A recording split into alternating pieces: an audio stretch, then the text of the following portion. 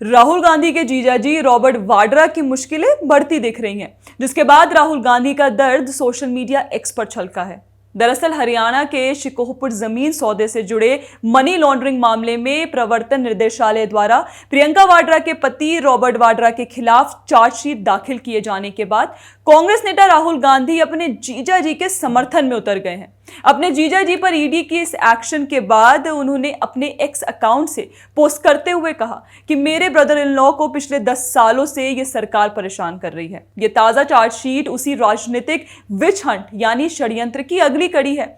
मैं रॉबर्ट, प्रियंका और उनके बच्चों के साथ खड़ा हूं, जो एक बार फिर राजनीतिक रूप से प्रेरित दुर्भावपूर्ण अपशब्दों और उत्पीड़न का सामना कर रहे हैं। हमें पूरा विश्वास है कि वाड्रा परिवार इस कठिन दौर का डटकर सामना करेगा। मुझे पता है कि वे सभी किसी भी तरह के उत्पीड़न को सहने के लिए पर्याप्त बहादुर हैं और वे गरिमा के साथ ऐसा करते रहेंगे। अंततः सच्चाई की जीत होगी।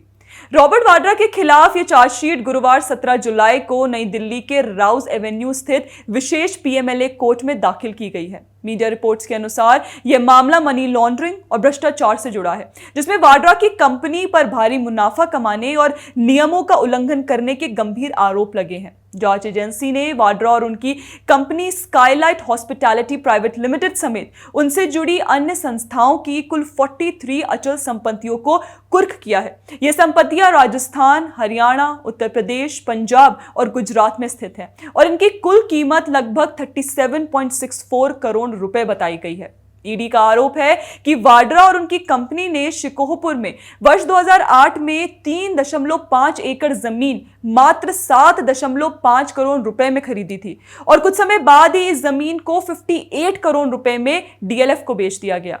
इस डील से कथित तौर पर 50 करोड़ रुपए का गैर कानूनी लाभ हुआ, जिसे जांच एजेंसी मनी लॉन्ड्रिंग की श्रेणी में मानती है।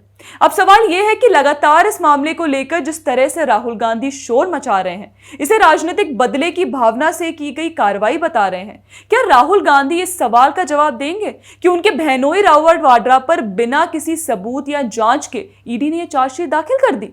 क्या राहुल गांधी किसी के खिलाफ चार्जशीट दाखिल करने का महत्व नहीं समझते? चार्जशीट कब और किन परिस्थितियों में दाखिल होती है, क्या राहुल गांधी ये नहीं जानते? चार्जशीट दाखिल करने के पहले का प्रोसेस क्या होता है, इसकी जानकारी राहुल गांधी की लीगल टीम ने उन्हें नहीं दी। तो राहुल गांधी जी संक्षिप्त में बताते हैं आपको कि कब और किन परिस्थितियों में किसी के खिलाफ चार्जशीट दाखिल होती है।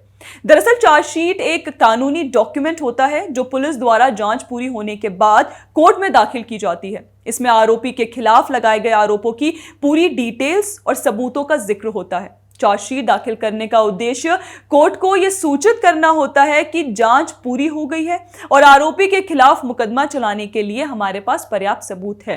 तो किसी के खिलाफ भी ऐसे ही चार्जशीट दाखिल नहीं होती।